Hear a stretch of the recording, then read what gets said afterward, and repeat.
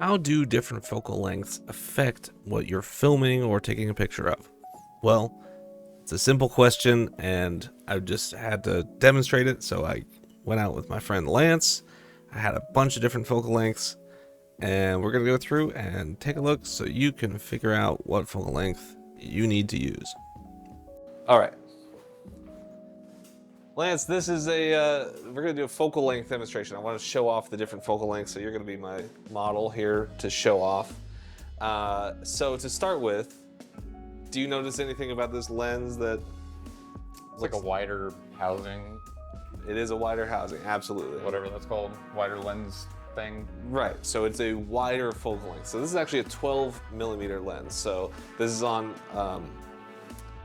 someday I will explain the crop factor on sensors, but this is roughly an 18 millimeter equivalent.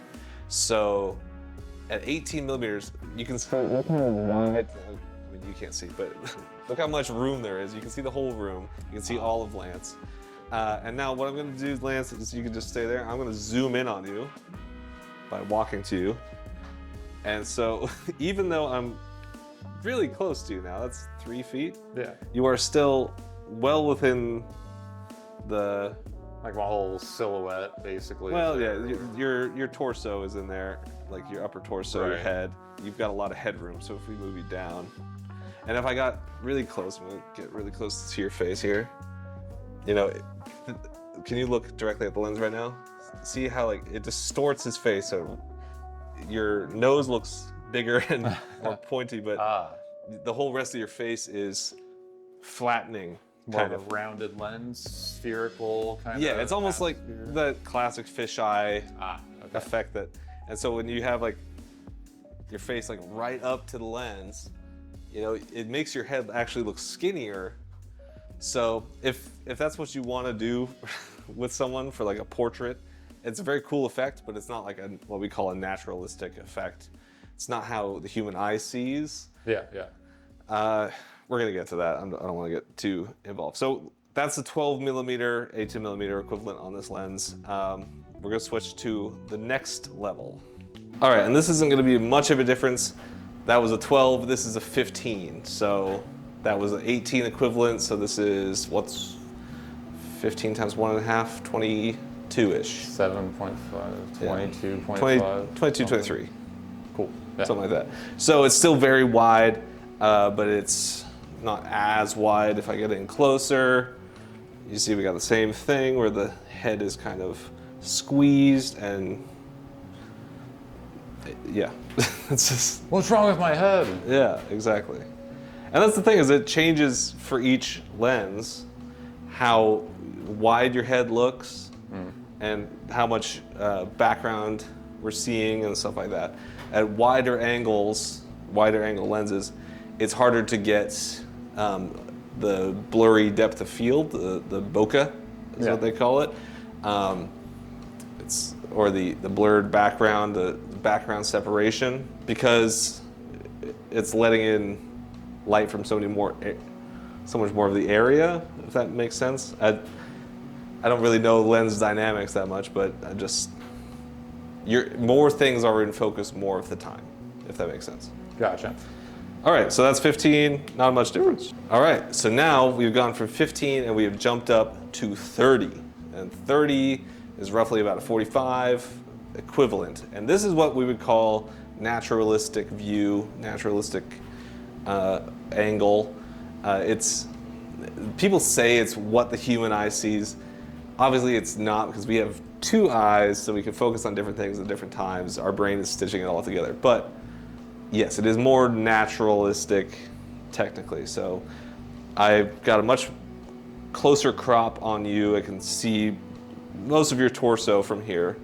If I zoom in, you know, right there, you're still in frame, but this is like a kind of a classic portrait zone.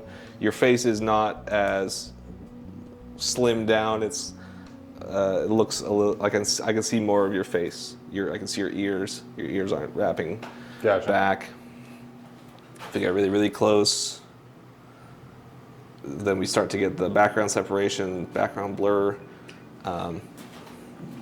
Yeah, so this is like, that's the kind of classic portrait length. So anywhere between 28 to 50.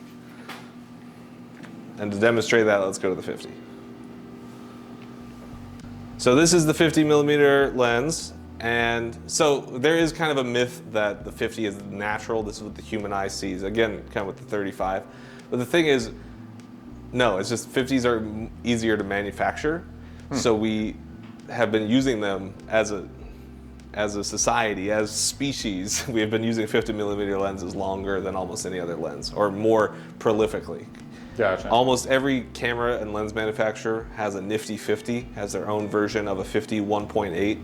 It is like the stock standard lens. Cream of the crop. Like mostly, usually if you buy a camera and you get a kit lens, it's like a 16 to 50, or for this camera, or a 24 to 70 for a full frame.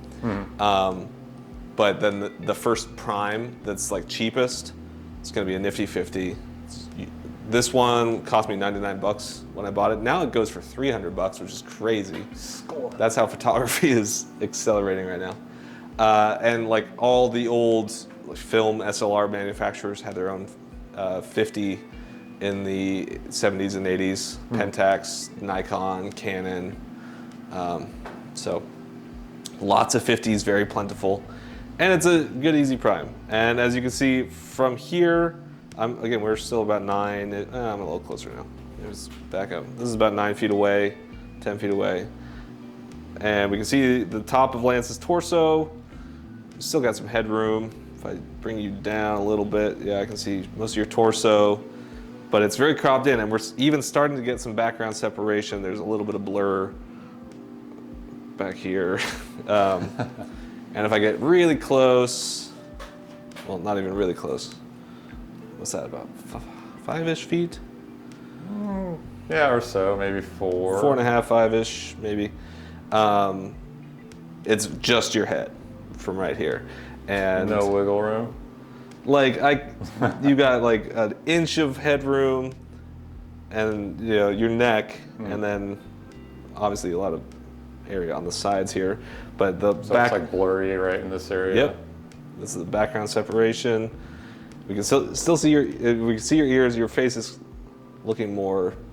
Again, that's kind of why I say it's more natural, because I'm seeing what I see with my eyes when I look at you. But that's partly because we have binocular vision, and our eyes can focus on different things. Like if you focus on something in your vision, in your peripherals, everything is like blurred out, right? I mean, yeah, if you're focused on something, you're not really paying attention to whatever else. A camera is kind of like that, but it's got one lens, so it's not stitching together any information. But it is a naturalistic look. Cameras stitching. What about the phones? It's true. It's true. All right, and I'm gonna go get one more lens here. We'll check that out. All right, so this last lens, this is a zoom lens. This is an 18 to 135. So I wanted to give like the full, obviously not all of it, but most of that full range up to a 135, which is, 135 is another kind of classic portrait focal length, because when you're about as far away as we are, I can get a really clear picture of your face and a lot of background separation. So we're just gonna walk through. So this is 18, there's 24, there's 35, there's 50, there's 70, oops, here's 100, and then all the way out, that's 135. The background is pretty much blurred out. Now, if I had done this with a 135 prime, it would have been more blurry background. Okay. But so that's from here, now I can see all of your head, and that's about it. And again, 9-ish feet away. And then, okay, so here's the fun part. We're gonna do a dolly zoom. Ready? It's gonna suck. Dolly zoom. So, like as I zoom in, your face is kind of like, I don't want to, not in a mean way. Your face is expanding, widening out. I'm offended. How dare you? I can see more of your ears. It's very interesting how it manipulates light that way. But anyway, so that was just a quick walkthrough. I just wanted to talk about focal lengths. Yeah, in general, wider angle, you can see more of the environment, and your subject's face is going to be narrower, pointier towards the screen, and you're going to see less of the ears.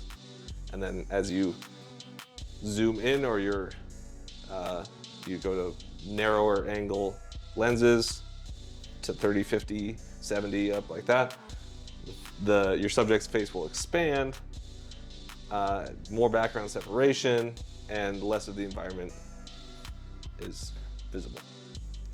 There you go. Very good, very good. Just a quick one.